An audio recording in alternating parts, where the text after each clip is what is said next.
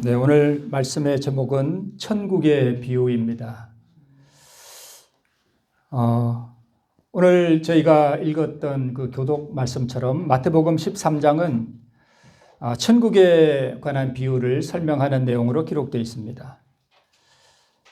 씨 뿌리는 비유에 이어서 24절부터 52절까지 천국에 관한 6개의 비유가 기록되어 있습니다. 이 6개의 비유가 어떻게 되는가 하면 먼저 알곡과 가라지의 비유가 있고요. 그 다음에 겨자씨의 비유, 그 다음에 누룩의 비유, 또 밭에 감추인 보화의 비유, 또 진주를 구하는 장사의 비유, 또 그물의 비유, 이렇게 6개의 비유가 있습니다. 이 모든 비유가 처음에 어떻게 시작하는가 하면 천국은 마치 이와 같으니라고 하면서 시작됩니다. 그러면 여기 나오는 이 천국은 어떤 천국인가 하면 여러분, 천국은 두 가지가 있어요. 하나는 은혜의 왕국이라는 천국이 있고 또 하나는 영광의 왕국이라는 천국이 있습니다. 영광의 왕국은 우리 하늘나라를 말하는 것이고요. 여기서 말하는 천국은 우리가 장착할 하늘나라가 아니라 우리 마음에서 이루어질 천국, 그것을 은혜의 천국, 여기서 말하는 천국은 은혜의 천국을 말합니다. 자, 그러면 이 6가지의 비유가 표면적으로 무엇을 말하고 있는지 먼저 간략하게 살펴보도록 하겠습니다. 먼저 알곡과 가라지의 비유는 어떤 농부가 밭에다가 씨를 뿌렸는데 알곡이 자라겠죠. 그런데 거기에 뭐도 함께 자라요? 가라지도 함께 자라는 것입니다. 근데 이 둘이 세상 끝까지 함께 하다가 최후의 날에는 하늘에 들어가는 자와 그렇지 못한 자로 나뉘어진다는 것입니다. 알곡은 모아서 어디에 드리고요? 곡간에 드리고, 가라지는 불태우죠. 네. 자, 그 다음에 겨자씨의 비유는 씨 중에 가장 작은 겨자씨가 땅에 심어져서 자라면 뭐처럼 돼요? 나무처럼 돼요. 그래서 거기 새가 깃들여요. 그것이 겨자씨의 비유입니다. 즉, 천국은 뭐 한다는 뜻이에요? 점점 자라난다는 뜻입니다. 자, 그 다음에 누룩의 비유는 여자가 이렇게 빵을 만들기 위해서 밀가루에다가 뭘 넣는가 하면 누룩을 넣잖아요. 그러면 누룩을 넣으면 밀가루가 가만히 있는 것이 아니라 어떻게 돼요? 부풀어 오르죠. 그래서 천국은 부풀어 오르는, 즉 무엇인가 변화가 있다는 뜻이에요. 그게 누룩의 비유의 뜻이고요. 그 다음에 밭에 감추인 보화의 비유는 농부가 농사를 하다가 쟁기 밑에 뭐가 걸려서 보니까 보물상자가 나왔어요. 그래서 이 농부는 소작농이거든요. 그래서 밭이 자기 밭이 아니에요. 그래서 이걸 자기 밭으로 만들기 위해서 자기의 소유를 다 팔아서 그 밭을 샀다는 것입니다. 그 다음에 진주를 구하는 장사의 비유는 어떤 상인이 그 물건을 사고 팔고 하다가 아주 값진 진주를 발견해서 그것을 자기 소유로 삼기 위해서 자기의 모든 소유를 다 팔아서 그것을 샀다는 것입니다. 그물의 비유는 어부가 이제 바다에 그물을 치고 물고기를 잡을 거 아니에요. 그죠? 그러면 거기 별 고기가 다 올라오겠죠. 그래서 못된 고기는 어떻게 하고요? 버리고 좋은 고기는 그릇에 담는다는 그런 내용으로 구성되어 있습니다. 자, 그러면 이 6개의 비유가 어떻게 되는가? 이 6개의 비유를 자세히 살펴보면 이 6개의 비유는 2개의 비유씩 서로 짝을 이루고 있습니다. 2가지씩 같은 내용으로 되어 있다는 뜻입니다. 자, 먼저 밭에 감추인 보화의 비유와 진주를 구하는 장사의 비유가 서로 같은 것입니다. 어떻게 같은가 하면 밭에 감추인 보화를 발견한 농부는 그것을 자기의 것으로 삼기 위해서 어떻게 했습니까? 자기의 모든 소유를 다 팔아서 그 밭을 뭐 했어요? 샀다는 것입니다. 또 진주를 구하는 장사는요, 값진 진주를 발견했기 때문에 그것을 자기 소유로 삼기 위해서 자기의 모든 소유를 다 팔아서 그 진주를 샀습니다. 2개가 같은 것이죠. 자기의 가장 좋은 그 보화와 진주를 사기 위해서 자기가 가진 것을 다 팔았다는 것입니다. 자, 그 다음에 2번째 비유, 겨자씨.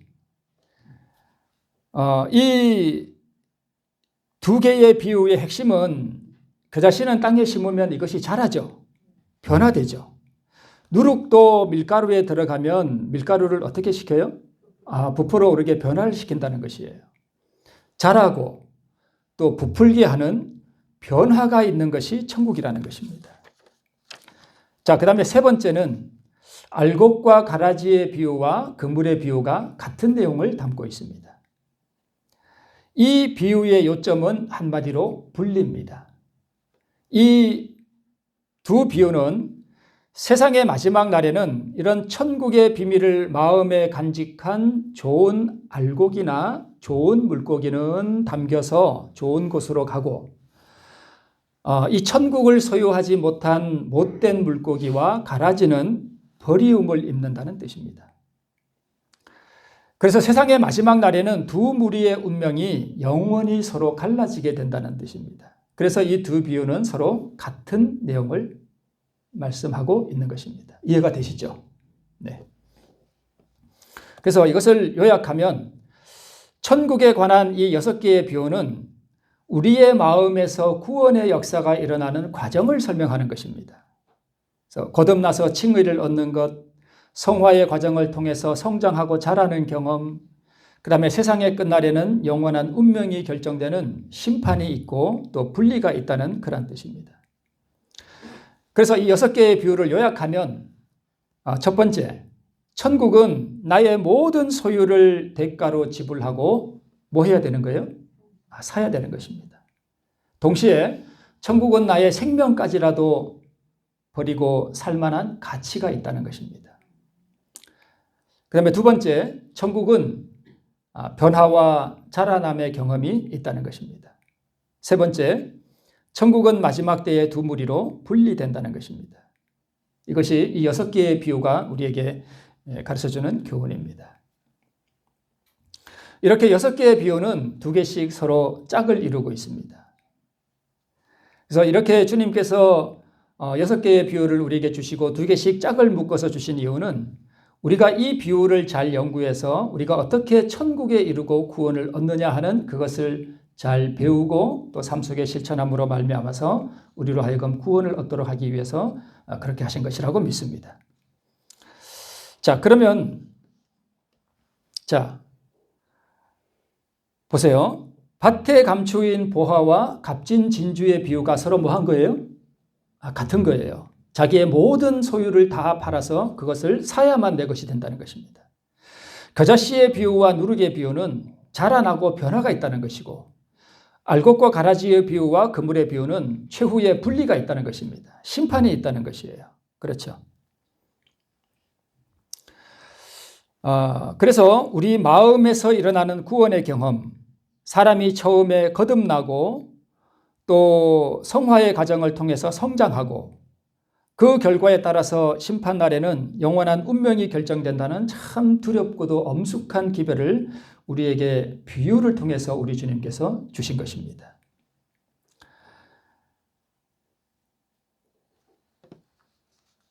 자, 우리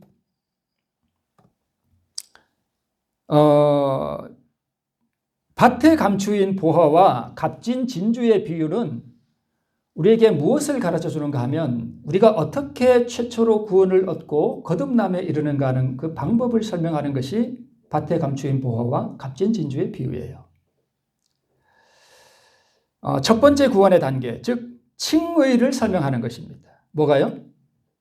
밭에 감추인 보화와 값진 진주는 우리에게 칭의를 어떻게 얻느냐 하는 것을 가르쳐 줘요. 그 다음에 겨자씨의 비유와 누룩의 비유는 이 구원을 받은 의인들이 어떻게 성장하고 자라나는가 하는 것을 설명해 주는 성화의 경험을 설명하는 것이 바로 겨자씨와 누룩의 비유예요. 그 다음에 그물과 가라지의 비유는 최후의 심판을 설명하는 것입니다.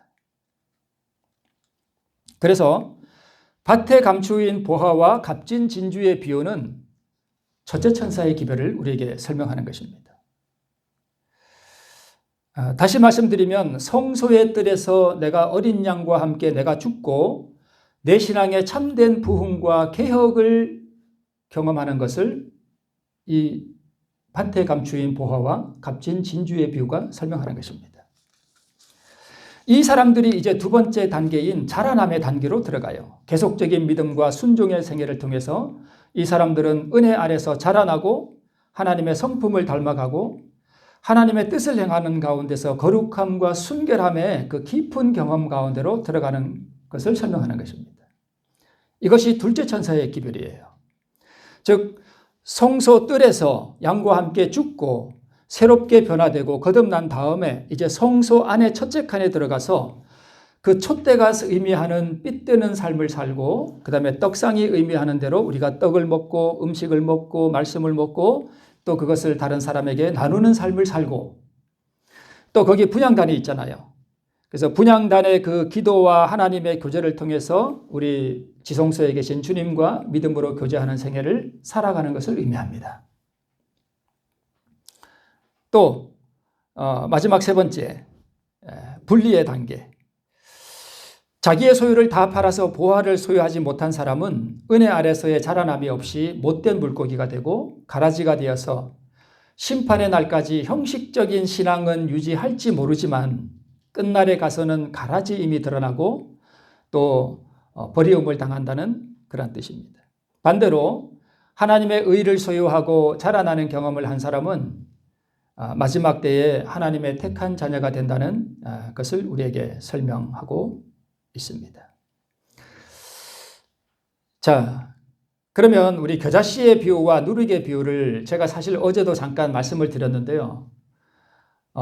우리가 신앙생활을 하면서 우리가 교회를 다니고 하나님을 믿노라 하지만 우리가 변화되는 경험, 참으로 남을 긍휼히 여기고 참으로 은혜 안에서 자라나는 경험이 없다고 하는 것은 우리가 그것이 무엇을 의미하는가 하면 나는 아직 보화를 내 것으로 삼은 경험도 없고 값진 진주를 내가 소유한 경험도 없다는 것을 우리에게 의미를 해요.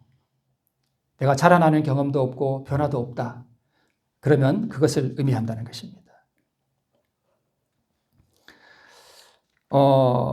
그래서 여러분, 이 보화를 가지고 구원의 경험을 하고 값진 진주를 소유하고 예수 그리스도가 내 마음 가운데 거하는 사람은 친절하고 예모가 있고 하나님의 은혜가 자기 안에서 성장하고 자라난다는 것을 사람들에게 드러내면서 살게 됩니다.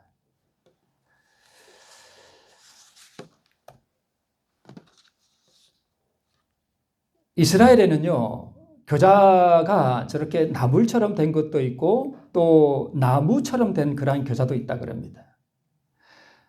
우리가 겨자씨가 작다 그러잖아요. 이게 조그만 겨자씨가 자라면 저 사람보다 키가 한 두세 배는 되는 것 같죠. 저렇게 크게 자란다는 거예요. 그래서 저기 새들도 막 깃들이고 그런다는 것입니다. 엄청나게 자라나죠. 그래서 우리의 신앙도 이 믿음의 겨자씨, 은혜의 겨자씨가 우리 안에 떨어져서 그것이 자라면 우리가 저렇게 그리스도의 장성한 분량까지 자라나서 하나님의 성품을 드러내는 삶을 살아가게 된다는 것입니다. 그렇죠. 그 다음에 저 여자가 밀가루를 반죽하면서 거기에 은혜의 누룩이 들어가면 밀가루를 변화시키는 것처럼 우리의 삶도 그렇게 변화된다는 거예요. 자, 자란 후에는 나물보다 커서 저렇게 작은 게, 그죠? 그 다음에 밀가루에 들어간 누룩이 부풀게 하는 그런 역사가 일어난다는 것입니다. 그런데 우리 실물교훈 99쪽에 이런 말씀이 있어요. 다음과 같은 질문을 흔히 듣는다. 하나님의 말씀을 믿노라고 주장하는데도 그들의 말과 정신과 품행에 전혀 무엇을 볼 수 없는 사람들요? 변화. 이 변화가 아까 우리가 6개의 비유 중에 어디에 속하는 거예요? 겨자씨의 비유와 또요, 누룩의 비유. 자라나고 변화가 있다는 거잖아요. 그런데 하나님의 말씀을 믿노라 하고 교회는 다니는데 그들의 말과 그들의 정신과 그들의 품행에 뭘 볼 수 없다고요? 변화가 없대요. 그런데 그런 변화를 볼 수 없는 사람들이 조금 있대요? 많이 있대요? 많이 있대요. 그러면 그 이유가 뭐냐 하는 거예요. 나의 목적과 나의 계획에 대한 반대를 참지 못하고 우리 그런 분들께 많이 보게 되죠. 사실 교회 안에 있는 거 우리가 보잖아요. 그죠? 거룩하지 못한 품성을 나타내고 교회 안에서 또 말이 거칠고 말을 함부로 막 하고, 그죠? 그런 사람들 교회 안에 있어요. 그리고 성을 잘 내고 분개하기를 잘하고 하는 자들이 여기다 보니까 조금 있대요? 많이 있대요? 많이 있어요. 있는데 그 이유가 무엇인가? 그들의 생애에서, 세상 사람들의 생애에서 볼 수 있는 자기를 사랑하는 일과 이기심과 급한 성미와 성급한 말을 볼 수 있다고 말씀하고 있습니다. 그들은 진리를 전혀 알지 못하는 자들처럼 자만하기를 잘하고 선천적인 못된 성격을 그대로 가지고 있고 괴벽한 품성을 자주 나타내는 것을 본다. 그 이유는 그들이 뭐 하지 못했대요? 거듭나지 못했대요. 그러니까 자라남의 경험이 없다는 뜻은 무슨 뜻인가 하면 보화를 내 것으로 삼지 못했고 진주를 내 것으로 삼지 못했다는 뜻입니다. 아직 구원을 못 얻었다는 뜻이에요. 그러면 그런 사람들은 이렇게 한다는 것입니다. 그런데 이런 사람들이 교회 안에 조금 있대요? 많이 있대요? 많이 있답니다. 그래서 알곡과 가라지의 비유는 교회와 세상을 말하기도 하지만 교회 안에 알곡과 뭐가 있다는 거예요? 가라지가 함께 있다는 것입니다. 자, 그들은 진리의 누룩을 마음속에 간직하고 있지 않다. 변화가 안 되는 이유는 그 마음속에 뭐가 작용을 못해서 그래요? 하나님의 변화시키는 그 은혜의 누룩이 마음에 들어오지 않아서 그래요. 그들은 선천적 혹은 후천적인 나쁜 성벽이 누룩에 무슨 시키는 능력이요? 변화시키는 능력에 뭐 되지 않았대요? 굴복되지 않았대요. 그러니까 마음을 이렇게 하나님 말씀 앞에 꺾어야 되는데 그걸 못 꺾었다는 것입니다. 그들의 생애는 그리스도의 은혜의 결핍, 즉 품성을 변화시키는 그분의 능력에 대한 불신을 나타낸다, 이렇게 되어 있습니다. 자, 그래서 내가 자라나는 경험도 없고 내가 말도 함부로 툭툭하고 말을 가려서 하지 아니하고 성질을 잘 내고 조급해하고 또 자기의 어떤 계획을 반대하면 그걸 참지 못하고 분개를 잘하고 하는 사람들은 아직 구원의 경험이 없어서 그렇다는 것입니다. 거듭나지 못해서 그렇다는 것입니다. 가라지라는 뜻입니다. 그러면 은혜의 왕국이 임하는 방법과 어떻게 은혜의 왕국이 내 안에 임할 수 있느냐 하는 것과 거듭나는 방법을 설명하는 것이 뭐예요? 그것이 밭에 감추인 보화의 비유와 값진 진주의 비유라는 것입니다. 그죠? 그러면 오늘 밭에 감추인 이 보화의 비유를 중심으로 남은 시간을 제가 좀 말씀을 드리도록 하겠습니다. 자, 여러분, 우리가 참 유념해 보아야 합니다. 자라남이 없다는 뜻은 내 안에 성장시키시고 열매 맺게 하는 하나님의 은혜의 능력이 아직 없다는 뜻이에요. 그렇죠? 좀 사뭇 심각한 얘기입니다. 자, 그러면 밭에 감추인 보화의 비유와 값진 진주의 비유가 어떻게 우리가 거듭나는가, 우리가 어떻게 의를 소유하느냐 하는, 또 우리가 어떻게 천국을 내 안에 소유하느냐 하는 그 방법을 설명하는 것이라면, 여러분, 밭을 사는 경험의 단계들이 있어요. 자, 밭을 사야만 내 것이 되는 거죠. 그렇죠. 밭을 사야만 돼요. 뭘 주고요? 내 모든 소유를 다 주고 그것을 사야만 내 것이 됩니다. 발견했다고 해서 내 것이 되나요? 아니에요. 그거 아닙니다. 그러면 밭을 사기 전에 먼저 뭘 발견해야 돼요? 보화를 발견해야 돼요. 그리고 보화를 발견하려면 뭘 갈아야 돼요? 밭을 갈아야 돼요. 이 농부가 밭도 안 갈다가 보화를 발견했나요? 아니잖아요. 먼저 밭을 갈아야 되고 그 다음에 또 뭘 발견해야 되고 보화를 발견해야 되고 세 번째는요. 자기 모든 소유를 주고 그것을 사야만 내 것이 돼요. 무슨 뜻인지 아시겠죠? 그러면 여기서 이것을 우리에게 적용해서 밭은 뭘 의미한다고요? 밭은 뭘 의미해요? 성경을 의미해요. 그래서 밭을 간다는 것은 부지런히 성경을 탐구한다는 뜻입니다. 여러분, 천국을 발견을 해야 그걸 사든지 말든지 할 거 아니에요. 그죠? 그렇지 않나요? 네.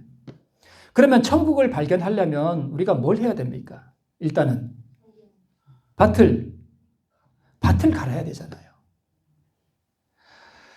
천국을 발견하고 예수님을 발견하기 위해서는 우리도 먼저 밭을 가는 경험, 그래서 말씀을 부지런히 탐구하는 것이 먼저 있어야 되지 않을까요? 그렇지 않나요? 당연한 것이죠. 밭을 갈아야 보화를 발견하든지 아니면 누가 먹다 버린 비닐 봉다리를 발견하든지 뭐라도 발견할 거 아니에요. 그죠? 밭을 갈지 않는 곳에서 우리가 뭘 발견할 수 있겠어요? 그러면 여러분 한번 생각해 보세요. 하나님은요, 우리에게 참 그분의 아름다운 선물과 모든 보화를 다 무엇을 통해서 주시는가 하면 말씀을 통해서 주셔요. 여러분 이거 잘 기억하셔야 됩니다. 뭘 통해서 주신다고요? 말씀을 통해서 주셔요. 그래서 베드로전서에 보면은 너희가 거듭난 것이 썩어질 씨로 된 것이 아니요 썩지 아니할 씨로 된 것이니 곧 하나님의 항상 있고 살아있는 뭘로 되었느니라? 말씀으로 되었느니라. 거듭나는 것도 말씀으로 되고요. 우리에게 위로를 주시는 것도 말씀으로 주시고 우리에게 소망을 주시는 것도 말씀으로 주시고 또 우리가 인생에 살아가는 길에 어떻게 해야 될지 모를 때에 앞날이 막막할 때 우리에게 빛을 주시고 등불이 되어주는 것도 뭐예요? 말씀이에요. 그래서 하나님은 우리에게 모든 선물을 다 뭘 통해서 주신다고요? 말씀을 통해서 주셔요. 그러면 여러분 가만히 생각해 보세요. 나는 일어나서 아침에 일어나자마자 밭으로 달려나가고 장사하러 달려나가고 말씀 볼 시간도 없고 너무 바빠서 집에 들어오면 칵 쓸어서 자기 바쁘고 그런다면 그 사람이 뭘 발견할 수 있을까요? 뭘 발견할 수 있을까요? 아무것도 발견할 수 없습니다. 아무것도 발견하지 못하는데 또 어떻게 살 수 있겠습니까? 살 게 없는데 그렇잖아요. 네. 그래서 우리가 구원을 얻기 위한 첫 번째 단계로는 우리가 이 밭에 감추인 보화의 비유를 우리가 중심으로 본다면 먼저 부지런히 뭘 갈아야 돼요? 밭을 갈아야 돼요. 모든 하늘로부터 오는 은혜의 선물이 다 뭘 통해서 온다고요? 말씀을 통해서 온다니까요. 제가 요즘 많이 느끼는 게 뭐냐 하면 이게 때가 다 됐구나. 우리가 정말 주의 다시 오심을 위해서 준비할 시간이 참으로 얼마 없구나 하는 것을 많이 느낍니다. 제가 그걸 많이 느껴요. 때가 다 됐다.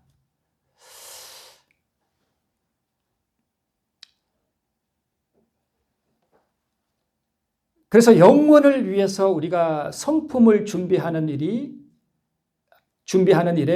그 준비할 수 있는 시간이 참 얼마 없다는 사실을 제가 많이 느낍니다.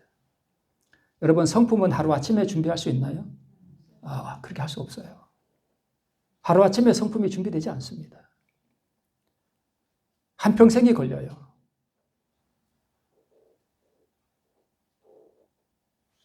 그래서 저는 이렇게 기도할 때 어떤 생각이 이렇게 제 머릿속을 스치는가 하면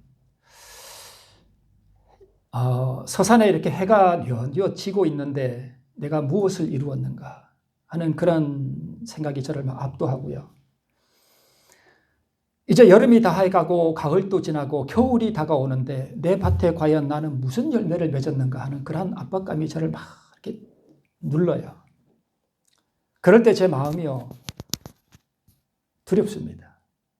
시간이 다 돼가는데 해가 이제 서산에 뉘어져서 어두운 밤이 오는데 이제 겨울이 다 돼가는데 내가 언제 씨를 더 심어서 언제 그것을 키워서 언제 하나님의 그 성품을 내가 완전하게 드러내는 그런 재림의 준비를 할 수 있을 것인가 두렵습니다.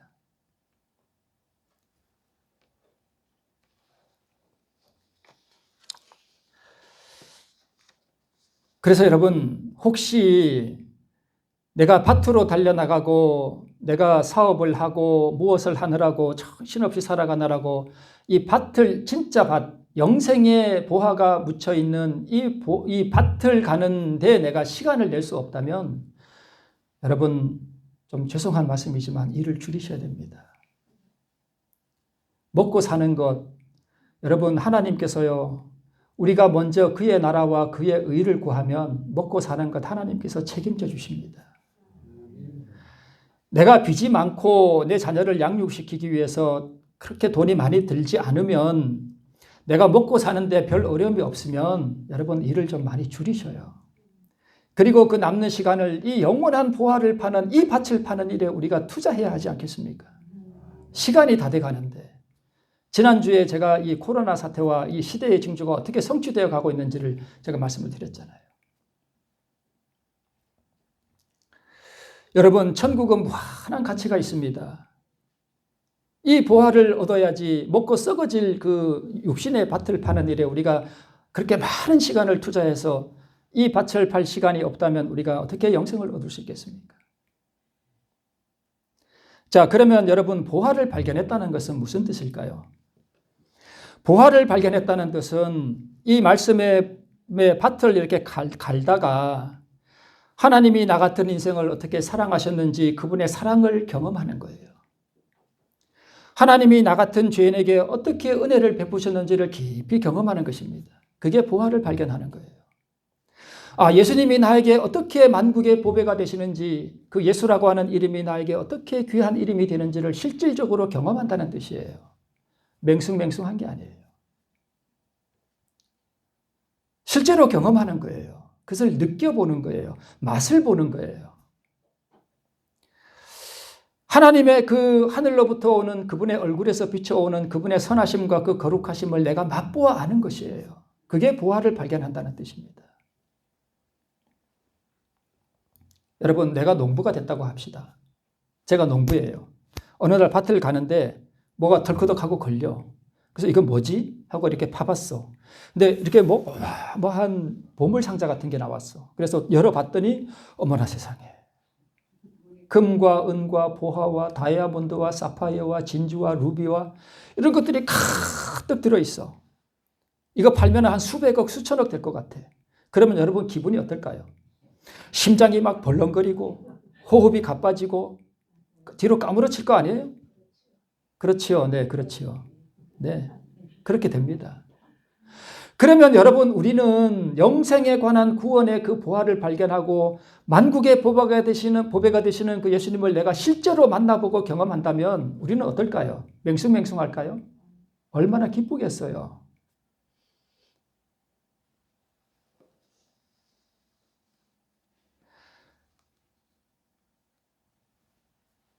그래서 여러분, 이거는 제가 말씀드렸네요. 이거 해야 되는데 제가 안 놀리고 했습니다. 개인적으로 그리스도를 만나고 은혜의 선물을 발견하고 사랑의 빛을 경험하게 되고, 그러면 마음의 깊은 감동과 기쁨과 영혼을 전율시키는 떨림이 우리에게 경험되지 않겠어요? 이게 보화를 발견하는 거예요. 자, 밭을 갈다가 보화를 발견한 이 농부가 어떻게 했다고요? 기뻐했습니다. 기뻐했어요. 이게 보통 기쁨이겠어요? 그렇지 않겠습니까? 그러면 이것을 발견했다고 해서 그것이 내 것입니까?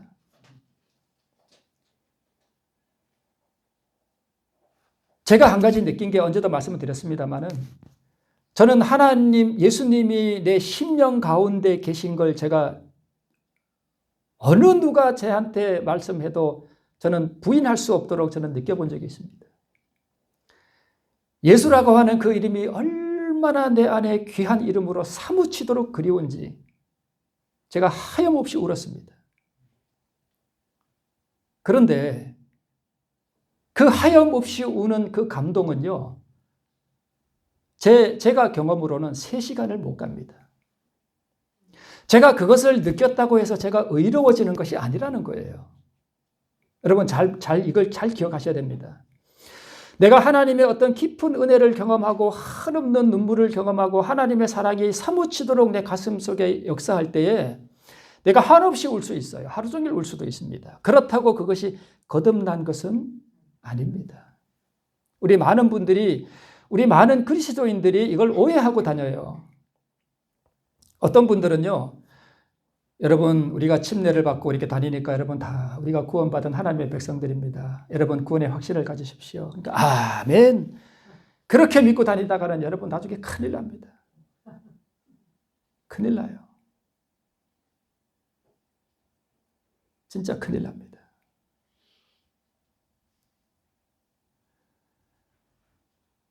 또 어떤 분들은 이런 뜨거움을 이렇게 경험하고 한번 이렇게 눈물 쏟고 눈물 주르륵 흘리고 깊은 감동이 내 영혼을 전율하게 하면 아, 내가 거듭났나 보다.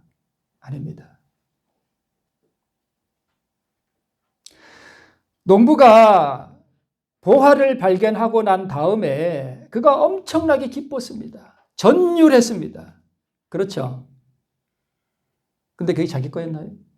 아닙니다. 뭘 해야 돼요? 사야 됩니다. 이게 뭐예요? 부동산 매매 계약서입니다. 이 농부는 즉시 돌아가서 자기의 모든 소유를 다 가지고 와서 그것을 팔아가지고 그 돈을 가지고 땅 주인에게 가서 제가 사겠습니다. 달라는 대로 주겠습니다. 그래서 뭘 썼어요? 매매 계약서를 썼습니다. 그리고 등기를 하고, 그죠? 그런 다음에야 내 것이 됐습니다. 사야 된다는 거예요. 그럼 도대체 사는 게 뭔가? 사기 전에 내 소유가 뭡니까, 그럼? 뭐가 내 소유예요?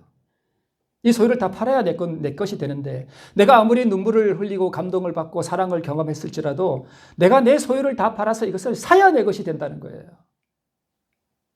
무슨 뜻인지 아시겠습니까? 여러분, 이 복음을 잘못 오해해서 어둠 가운데 있는 분들이 참 많아요. 그냥 맹숭하고 이렇게 내가 침례받고 교회 다니니 다 구원받았다 그러니까 내가 어떻게 뭐 이렇게 살다 보면 나중에 예수님 재림하실 때 내가 구원받겠지. 아닙니다. 여러분 그렇게 생각하고 다니시면 큰일 나요. 나중에 진짜 후회합니다. 내 소유가 무엇입니까? 집, 돈, 땅? 그게 내 소유입니까? 내 소유일 수도 있죠. 여기서 말하는 내 소유는 그런 것이 아닙니다. 물론 그 돈이 내 소유가 될 수도 있어요. 부자 복권은 그 돈이 자기 소유였습니다. 왜요? 그 많은 돈이 그로 하여금 우상이 되게 했습니다. 그렇죠?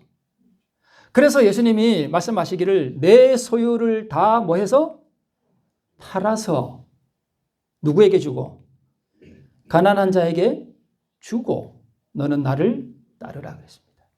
자 보세요. 제가 지난달에도 말씀드렸죠. 복음은 새로운 어떤 진기한 것을 발견하는 것이 아니라 복음은 그냥 다 똑같아요. 제가 다시 말씀드릴게요. 부자 법관이 예수님을 발견했을 때 그의 영혼이 전율했습니다. 부자 법관이 길을 가다가 예수님이 아이들을 끌어안고 아이들에게 사랑스럽게 아이들을 안수해주고 축복해주시는 그 예수님의 아름다우신 모습을 보고 그 예수님의 아름다우신 성품을 보고 이 부자 법관이 전율했어요. 그 예수님을 사랑하는 마음이 불같이 타올랐다 그랬습니다. 제가 지금 말씀드렸죠? 그렇죠. 우리 마음에 예수님을 향한 사랑이 불같이 타오르고 깊은 감동이 전율할지라도 거듭난 것은 아닙니다. 그렇게 전율하는 사랑이 그의 영혼을 휩쌌지만 그의 마음속에는 뭐도 있었습니까? 우상이 있었습니다. 그 우상이 뭐였습니까? 돈이었습니다. 돈이었어요. 내가 진정으로 나의 구원을 경험하기 위해서는 너의 그 마음속에 있는 털끝만큼의 우상이라도 전부 팔아야 된다는 것입니다. 그걸 전부 버려야 된다는 거예요. 우리가 하나님의 사랑을 경험하고 닭똥 같은 눈물을 하염없이 흘릴지라도 우리 속에는 뭐가 있을 수 있어요? 우상이 있습니다. 그게 내 소유입니다. 세상에 대한 우상들, 돈에 대한 집착. 여러분, 성경 말씀에 밭을 가는 데는 관심이 없고 그저 내가 나가서 돈 벌고 밭에 농사하고 장사하고 사업하는 데 바쁘다면 그게 우상이에요. 배우자 외에 다른 남자나 다른 여자를 은근히 사모하면서 그런 게 있을 수 있죠. 그죠? 네. 그게 내 소유예요. 아내를 미워하는 거, 남편을 무시하는 거, 다른 사람을 무시하는 거, 멸시하는 거, 하나님 말씀보다 내 생각대로 하는 거. 하나님의 말씀이 이렇게 하라 그랬는데 뭘 그렇게 해요? 아이, 이렇게 하면 되지. 그런 게 다 죄악입니다. 일일이 열거할 수 없는 이런 모든 내 심령 속에 있는 더러운 죄악들이 다 내 소유예요. 이해하시겠습니까? 그게 내 소유예요. 우리가 가지고 있는 건 사실 죄밖에 없어요. 그러면 다 판다 하는 뜻은 이 내 소유인 죄를 버리고 온전히 주님 앞에 드리면 천국이 내 것이 된다는 것입니다. 그분이 나를 씻으시고 새롭게 해주시도록 나를 전적으로 그분께 드리는 것입니다. 나의 모든 소유를 주님께 드리는 것입니다. 이것이 자기 소유를 다 판다는 의미입니다. 나의 모습, 나의 소유. 여러분, 이거 잘 보세요. 죄를 씻는 일은 누가 하셔요? 하나님께서 하시는 일이요. 죄를 버리는 일은 누가 하는 일이에요? 내가 해야 됩니다. 우리 이걸 오해하는 분들이 있어요. 하나님의 은혜가 내게 임하면 죄가 저절로 나가지는 줄 알아요. 아니에요. 죄는 내가 버리기 전에는 나를 떠나지 않습니다.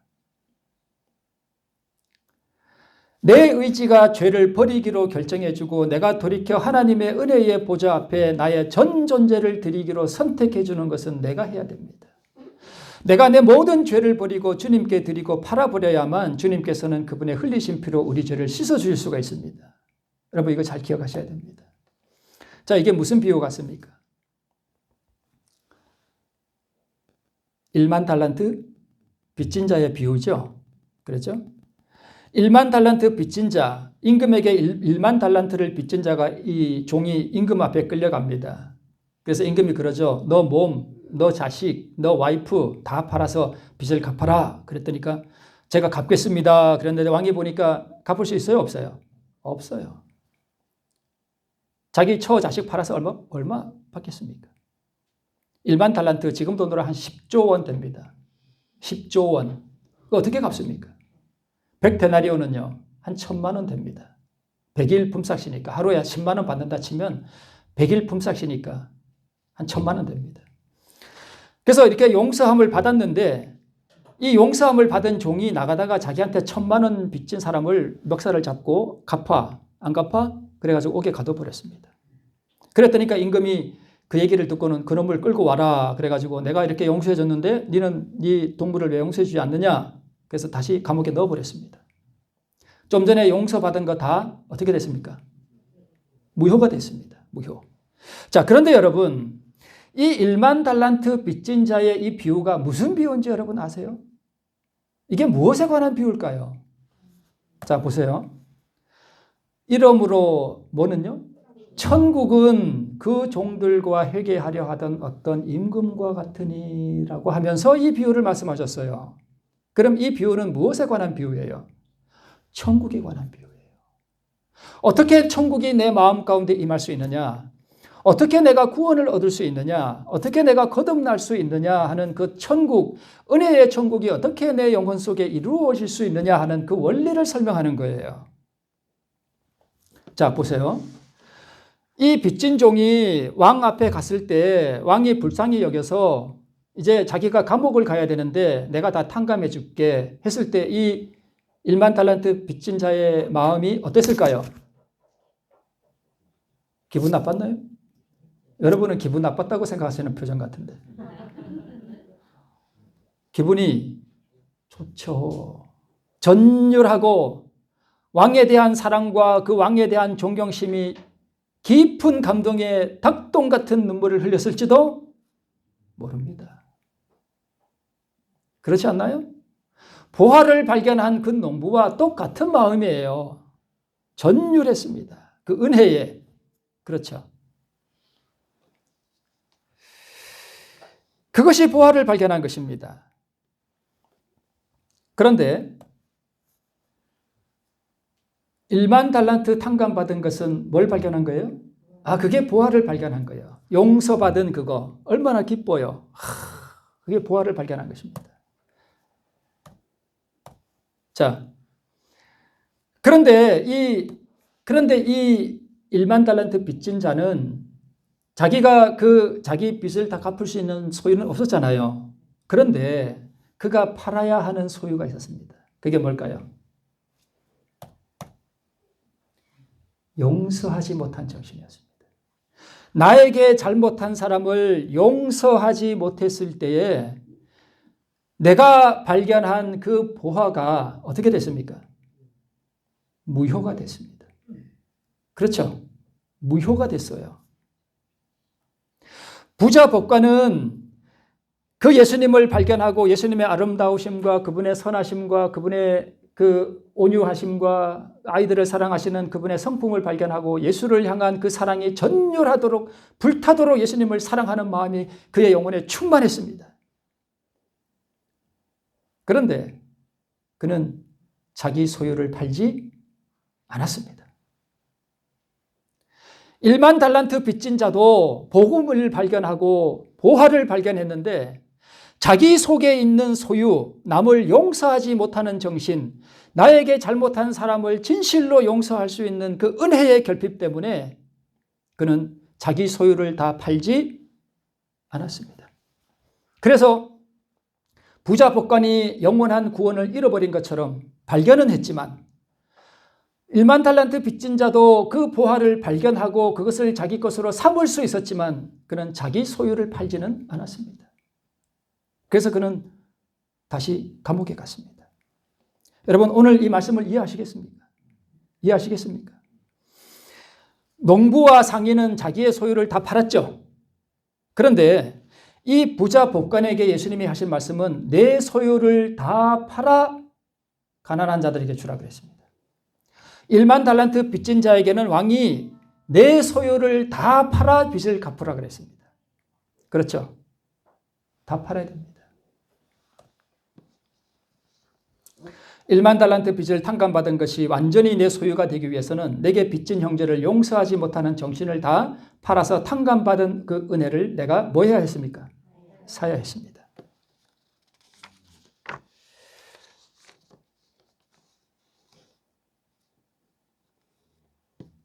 그래서 부자 법관과 1만 달란트 빚진 자의 공통점은 뒤에 나옵니다마는 자기 소유를 다 팔지 않으므로 보화를 놓쳐버린 것입니다. 그러면 여러분 이제 우리가 어떻게 될까요? 시간이 조금 지난 이제 12시인데 자, 이런 부분이 있습니다.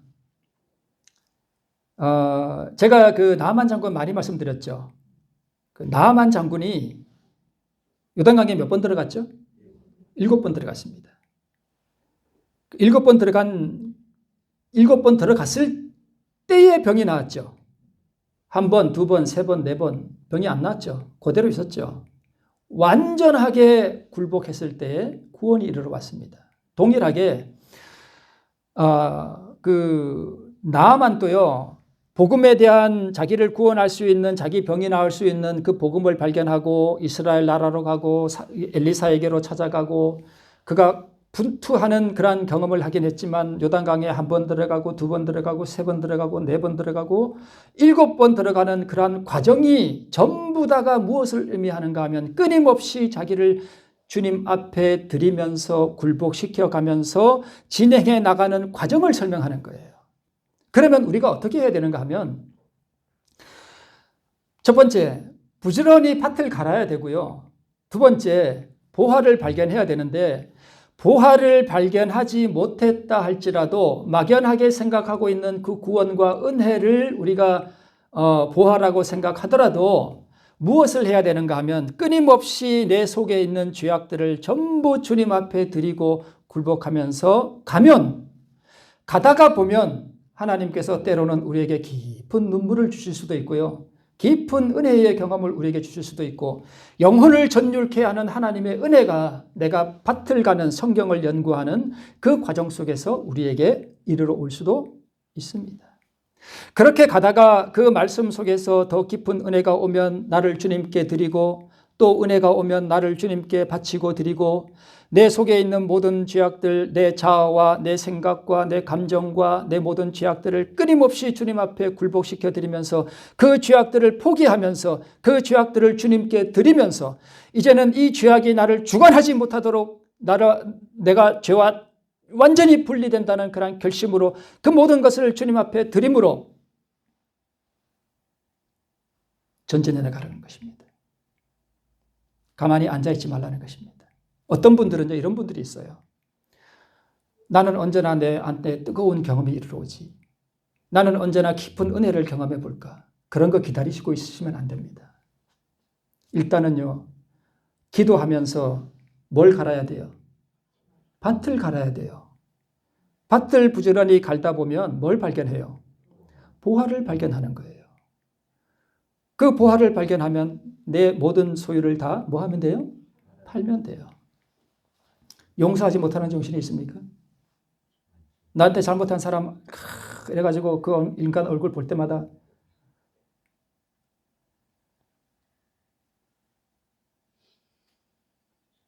그걸 주님께 드려야 됩니다. 어떻게 드려야 됩니까? 7번 드려야 됩니다. 완전하게 드려야 됩니다. 그래서 내가 그렇게 전진해 나갈 때 하나님께서 그 밭에서 말씀의 밭에서 내게 은혜를 주시고 그래서 내가 굴복해 나가고 내 소유 전체를 주님 앞에 드리는 그 경험을 계속해서 해 나가다 보면 어느 날 하나님께서 여러분에게 이렇게 요구하실 수도 있어요. 아무개야 너의 전부를 나에게 다오. 너의 존재 전체를 나에게 다오.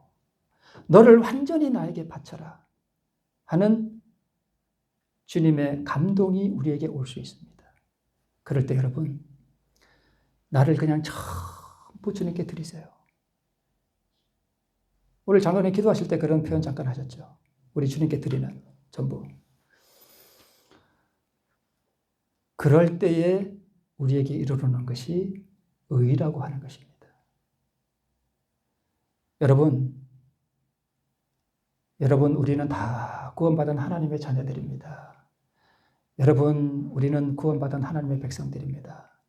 여러분, 구원의 확신을 가지십시오. 하는 그러한 거짓말을 여러분 믿지 마시기 바랍니다. 그건 거짓말이에요.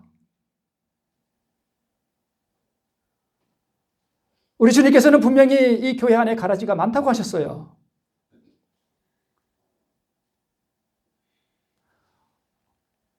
오늘 우리는 비통한 심령과 가난한 심령으로 하나님의 은총과 구원을 갈급해하는 심령으로 나의 모든 죄가 주님 앞에 드려지고 거룩하고 순결한 하나님의 모습을 내가 형성하기 위해서 그러한 마음으로 성경 앞으로 가야 합니다. 여러분 그렇게 하시겠습니까? 나를 버리세요. 내가 멸시받는 거, 내가 존경받지 못하는 거, 사람들이 나를 무시하는 거 그런 거 다 그냥 버리세요. 내 자존심 상하는 거 그런 거 다 포기하셔야 돼요. 누가 나를 멸시하는 눈으로 이렇게 막 쳐다볼 때 참 가슴이 미어지죠. 가슴이 미어져요. 그거 다 버리셔야 돼요. 버리세요, 여러분. 그거 다 버리세요. 그게 내 소유예요. 사람들이 나를 싫어하고 미워하고 나를 대적하면 속에서 올라오는 그게 다 내 소유예요. 그것이 온전히 주님 앞에 굴복되도록 끊임없이 주님께 드리는 것입니다. 이건 제가 다 말씀을 드렸던 것입니다. 중간에 부자 복과는 보화를 발견했으나 어떻게 했습니까? 실패했습니다. 나아만은 믿음으로 자기의 모든 소유를 드림으로 그는 구원을 얻었습니다. 자, 이게 신불교훈에 있습니다. 이런 말씀이 있습니다. 구원은 거저 주시는 선물인 동시에 또한 뭐 되는 거라고요? 매매되는 거예요. 주고 내가 내 소유를 내가 가진 뭔가를 주고 사는 거라는 뜻입니다. 선물인 동시에 매매되는 거예요. 자비하신 하나님께서 주관하시는 시장에서는 고귀한 진주가 돈이나 값없이 뭐 된다고요? 매매되는 것으로 묘사되었다. 이 시장에서는 모든 사람이 다 하늘의 모든 보물을 구할 수가 있다. 진리의 복음은 모든 사람에게 개방되어 있습니다. 잠언 23장 26절에 내 아들아 내 마음을 내게 주며. 얘들아, 얘야 너 마음이 많이 아프지? 상처받은 마음이 있지? 참 고통스럽지? 그거 나에게 줘. 내가 너를 고쳐줄게. 내가 너에게 영원한 평강을 줄게. 내가 너에게 천국을 줄게. 그걸 나에게 다오. 그거예요. 그걸 다 바치라는 것입니다. 제가 오늘 말씀드린 거 이해하시겠습니까? 내가 오늘 닭똥 같은 깊은 은혜를 경험하고 눈물을 흘려도요. 내가 돌아서서 몇 시간 후에는 다 경험해 보셨죠?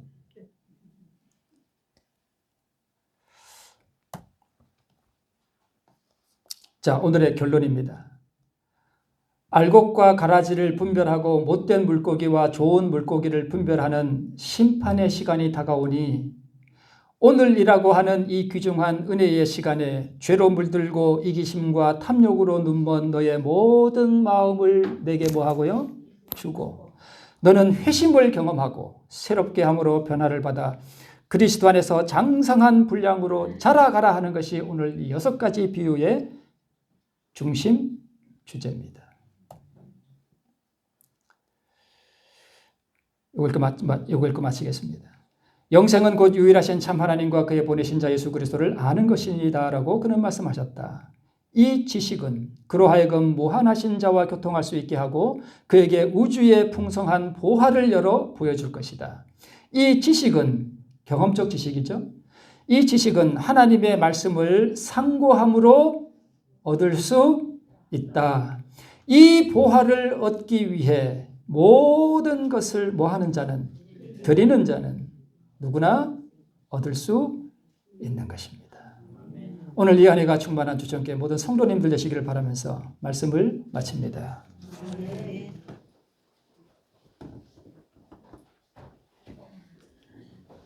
여러분